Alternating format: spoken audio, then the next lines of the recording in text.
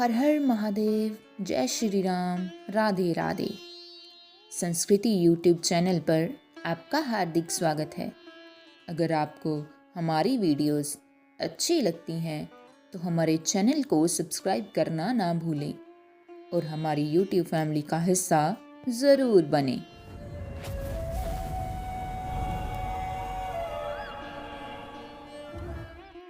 नवरात्रि में चौथे दिन देवी को कुष्मांडा के रूप में पूजा जाता है।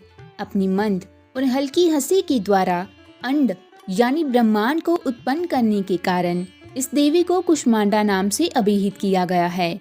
जब सृष्टि नहीं थी, चारों तरफ अंधकार ही अंधकार था, तब इस देवी ने अपने ईष्ट हास्य से ब्रह्मांड की रचना की थी। इसलिए इसे सृष्टि की आदि स्वरूपा या आदि शक्ति कहा गया है। इस देवी की 8 भुजाएं हैं, इसलिए ये अष्टभुजा कहलाई। इनके 7 हाथों में कमर्श, कमंडल, धनुष, बाण, कमल पुष्प, अमृतपूर्ण कलश, चक्र तथा गदा हैं। 8वें हाथ में सभी सिद्धियां और निधियों को देने वाली जपमाला है। इस देवी का वाहन सिंह है और इन्हें कुम्हड़े की बलि प्रिय है। संस्कृति में कुम्हड़े को कुष्मांड कहते हैं, इसलिए इस देवी को कुष्मांडा कहा जाता है। इस देवी का वास सूर्य मंडल के भीतर लोक में है। सूर्य लेख में रहने की शक्ति, क्षमता केवल इन्हीं में है, इसलिए इनके शरीर की कांति और प्रभा सूर्य की भांति ही दैदीप्यमान है। इनके ही तेज से 10 दिशाएं अलौकिक हैं। ब्रह्मांड की सभी वस्तुएं और प्राणियों में इन्हीं का तेज व्याप्त है। अचंचल और पवित्र मन से नवरात्रि के चौथे दिन इस देवी की पूजा आराधना करनी चाहिए। इससे भक्तों के रोगों और शोकों का नाश होता है तथा उसे आयु, यश, बल और आरोग्य प्राप्त होता है।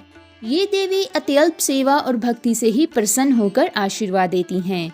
सच्चे मन से पूजा करने वालों को सुगमता से परम प्रद प्राप्त होता है।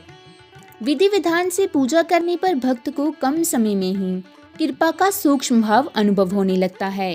ये देवी आदियों व्याधियों से मुक्त करती है और उसे सुख, समृद्धि और उन्नति प्राप्त करती है। अंततः इस देवी की उपासना में भक्तों को सदैव तत्पर रहना चाहिए। आइए अब हम बढ़ते हैं माँ कुष्मांडा की कथा की ओर। पुरानी कथा के अनुसार जब त्रिदेव ने सृष्टि की रचना करने की कल्पना की तो उस समय ब्रह्मांड में अंधेरा छाया हुआ था।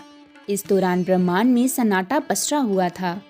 ऐसे में त्रिदेव ने माँ दुर्गा से सहायता ली। माँ दुर्गा के चौथे स्वरूप माँ कुष्मांडा ने ब्रह्मांड की रचना की। माँ कुष्मांडा के मुखमंडल पर मुस्कान से पूरा ब्रह्मांड उजाला हो गया।